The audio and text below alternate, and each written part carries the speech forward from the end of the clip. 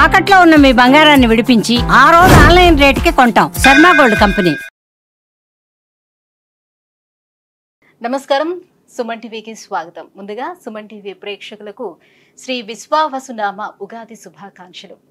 ఈ విశ్వావసునామ సంవత్సరం ద్వాదశ రాశుల వారికి ఎలా ఉండబోతుంది, ఏ రాశుల వారికి ఎటువంటి శుభ అశుభ ఫలితాలు ఇవ్వబోతున్నాయి, గ్రహ సంచారాలు ఎలా ఉన్నాయి, అలాగే ఎటువంటి పరిహారాలను పాటించుకోవాలి, ఈ విషయాన్ని తెలియజేసేందుకు మనతో పాటు ఉన్నారు ప్రముఖ జ్యోతిష్య రత్న జ్యోతిష చక్ర వైభవ నిపుణ డాక్టర్ రాల్పల్లి రవికుమార్ గారు.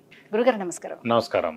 గురుగారు, కొత్త సంవత్సరంలోకి ఎంటర్ అవబోతున్నాం. మరి కొత్త సంవత్సరం ఎలా ఉండబోతుంది ద్వాదశ రాశుల వారికి అని తెలుసుకునే ముందు గ్రహాల సంచారం ఎలా ఉంది, ముఖ్యంగా 4 గ్రహాలు మనకి ప్రతి సంవత్సరం మారేది, ఈ 4 గ్రహాల సంచారం ఎలా ఉంది, ఎలాంటి ఫలితాలు ఇస్తున్నాయి? శరదిందు సమాకారే పరబ్రహ్మ స్వరూపిణి వాసరాపీఠ నిలయే సరస్వతి నమస్తుతే. సుమన్ టీవీ ప్రేక్షకులకి నూతన సంవత్సర ఉగాది శుభాకాంక్షలు. మెయిన్గా ఏంటంటే ఈ సంవత్సర ఫలితాలు ఇప్పుడు చెప్పుకుంటున్నాం కాబట్టి ప్రతి నెల ఏంటంటే మాస ఫలితాలు చెప్పుకుంటున్నాం కాబట్టి మాస ఫలితాలు చెప్పుకున్నప్పుడు ఏంటంటే రవి 1 మంత్కి మారుతాడు ప్రతి నెల, అలాగే బుధుడు 20 డేస్, శుక్రుడు 20 రోజులు, అలాగే కుజుడు 45 రోజులు, అలాగే శుక్రుడు 20 రోజులు. చంద్రుడు అంటే ప్రతిరోజు ఒక్కొక్క నక్షత్రం మారుతుంటాడు. ఒక మెయిన్గా మటుకు గురువు, రాహు, కేతు, శని అండి. ఈ 4 కూడా ఏడాది పాటు ఇంచుమించుగా ఉంటారు కాబట్టి గురువు ఉన్నారంటే సంవత్సర కాలం పాటు అక్కడే ఉంటారు. అలాగే రాహు ఉన్నారనుకోండి, కేతు 1.5 ఇయర్ ఒక రాశి నుంచి ఇంకో రాశికి మారడానికి పడుతుంది. అలాగే శని ఉన్నారంటే 2.5 ఇయర్స్ మారుతారన్నమాట. కాబట్టి ముఖ్యంగా ఏంటంటే అందుకే ఈ సంవత్సర ఫలితాలు చెప్పుకున్నప్పుడు ఏంటంటే మెయిన్గా గురువు, రాహు, కేతు, శని యొక్క మార్పులు ఏంటనేవి తెలుసుకోవాలి. ముందుగా శని వచ్చేసి మనకి 30వ తారీఖు మార్చి నెల 2025 నుంచే మనకి కుంభరాశి నుంచి మీన రాశిలోకి ప్రవేశిస్తున్నాడు. అదే రోజు ఉగాది అయింది, అదే రోజు శని కూడా మారుతున్నారు. అలాగే రాహు, కేతులు వచ్చేసి మనకి 18 మే 2025. రాహు మారంటే కేతు కూడా మారుతాడు. అందుకే చూడండి ఎప్పుడు కూడా జాతకంలో రాహు ఆపోజిట్ కేతు ఉంటారు. నవాంశలో తీసుకున్నా కూడా రాహు ఆపోజిట్ కేతు ఉంటారు. ఎవరైనా చేతితోటి వేసి ఇచ్చినప్పుడు మర్చిపోయి రాహుకి పక్కనే కేతు వేయడం, లేదంటే రాహుకి 3 గళ్ళు పక్కన కేతు వేయడం వేస్తూ ఉండొచ్చు తెలియక వాళ్ళకి. సో ఎప్పుడు అలా కాదండి, రాహు ఆపోజిటే కేతు ఉంటారు. ఇంకోటి ప్రతి గ్రహం కూడా క్లాక్ వైజ్ తిరుగుతుంది, ఒక్క రాహుకేతువులు మటుకు యాంటీ క్లాక్ వైజ్ తిరుగుతుందన్నమాట.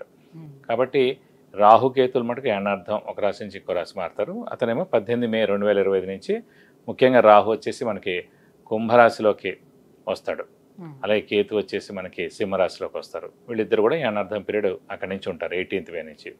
నెక్స్ట్ వచ్చేసి మన గురువు, ముఖ్యంగా ఏంటంటే గురువే ఇంపార్టెంట్. అందరూ అనుకుంటారు గురువు మార్పు వలన ఏమొస్తుంది.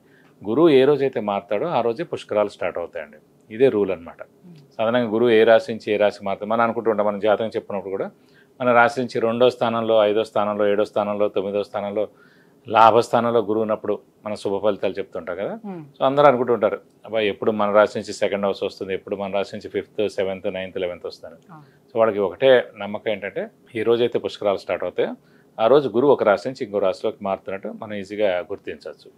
ఇంకోటి అంటే ముఖ్యంగా చాలామందికి అంటే ఇప్పుడు కొంతమందికి వివాహం కాని వారు ఉంటారు, సంతానం లేని వారు ఉంటారు, ఉన్నత చదువు గురించి వెళ్ళిన వాళ్ళు ఉంటారు, అలాగే ఫారెన్ విజిట్స్ కానీ, ట్రావెల్స్ కానీ, అంటే అసైన్మెంట్స్ కానీ గురించి వెళ్తారు, కొత్త జాబ్ గురించి, ప్రమోషన్స్ గురించి, అలాగే సంతానం, గృహం, వాహనం ఇవన్నీ కూడా మనం చెప్పుకోవాలంటే కనుక గురువు యొక్క మార్పుతోటే చెప్పాలన్నమాట.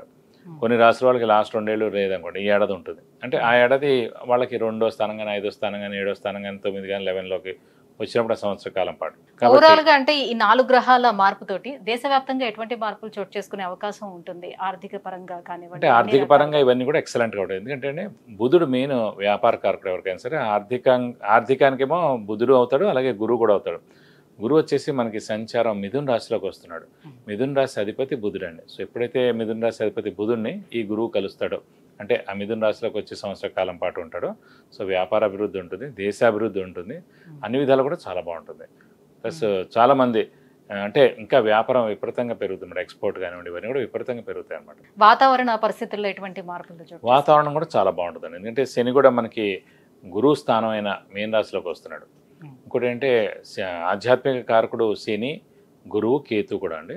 అలాంటి ఆధ్యాత్మిక కారకుడైన శని వచ్చేసి మనకి గురువు రాశి అయిన మీన రాశిలోకి ఉంటాడు కాబట్టి సో ఆధ్యాత్మిక వాతావరణం 2.5 years పరిపూర్ణంగా ఉంటుందని చెప్పుకోవచ్చు. శత్రు దేశాల నుంచి వివాదాలు కానీ అలాంటి చోటు చేసుకుని అలాంటివి ఉండవు. అలాంటివి అయితే ఏ ఇబ్బంది ఉండదు, ఖచ్చితంగా ఉండదు. జూన్ తర్వాత నుంచి ఇలాంటి ప్రాబ్లమ్స్ అన్ని కూడా తీరిపోతాయి.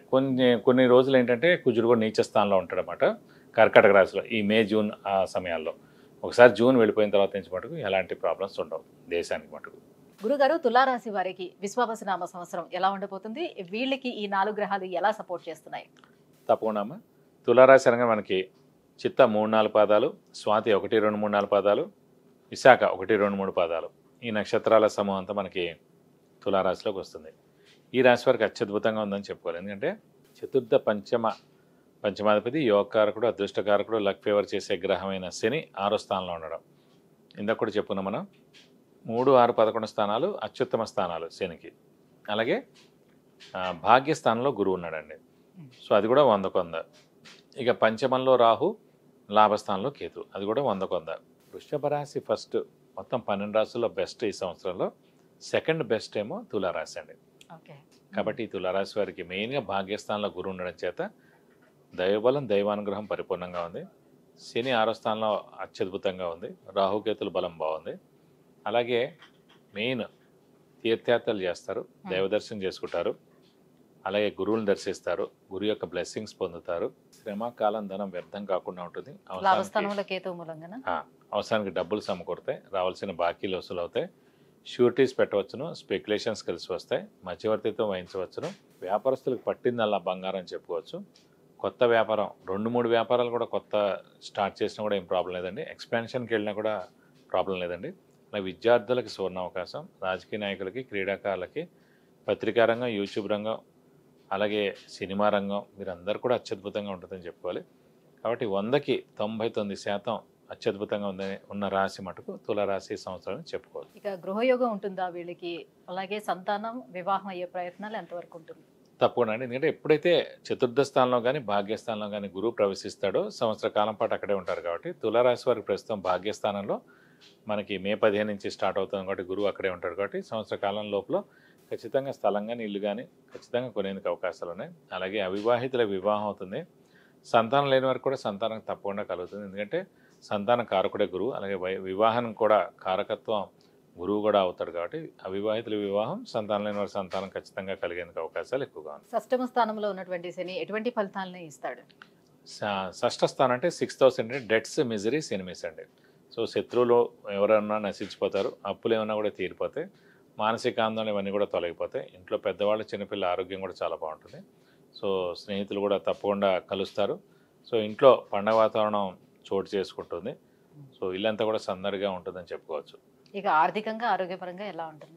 ఆర్థికంగా కూడా అత్యద్భుతంగా ఉంటుందండి. ఆరోగ్యపరంగా కూడా చెప్పాను కదా, పెద్దవాళ్ళు, చిన్నపిల్లలు, అలాగే ఇంట్లో మీ రాశి వాళ్ళు ఎవరైతే ఉన్నారో, తులారాశి వారు ఎవరైతే ఉన్నారో వాళ్ళందరూ కూడా ఆరోగ్యం చాలా బాగుంటుందని చెప్పుకోవాలి.